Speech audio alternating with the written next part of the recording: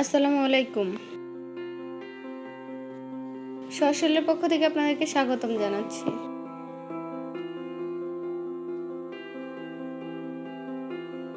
আজ আমি আপনাদের সাথে শেয়ার করতে চলেছি কামিজে হ্যান্ড পেইন্টিং। আমি সব সময় চেষ্টা করি নতুন কিছু ডিজাইন আপনাদের উপহার দিতে। গত পর্বের ভিডিওতে আমি এই কামিজটির ড্রয়িং আপনাদের সাথে শেয়ার করেছিলাম। যারা ভিডিওটি দেখেননি অবশ্যই দেখে নেবেন। আমার চ্যানেলে হ্যান্ড পেইন্টিংয়ের আরও অনেক ভিডিও দেওয়া আছে, আপনারা অবশ্যই দেখে নেবেন।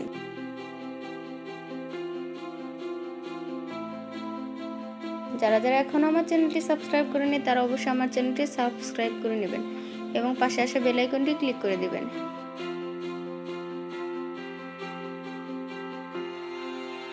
পেইন্টিং করার সময় অবশ্যই সমস্ত উপকরণগুলো যেমন ভালো মানের তুলি পরিষ্কারের জন্য পানি এবং কাপড়ের নিচে ব্যবহারের জন্য মোটা পেপার অথবা রেক্সিন ব্যবহার করবেন। পেইন্টিং করা হয়ে গেলে কমপক্ষে 24 ঘন্টা শুকিয়ে নেবেন। শুকিয়ে নেওয়ার পর অবশ্যই কাপড়ের উল্টো সাইড থেকে আয়রন করে নেবেন, এতে করে ধোয়ার পরে কাপড়ের রং নষ্ট হবে না।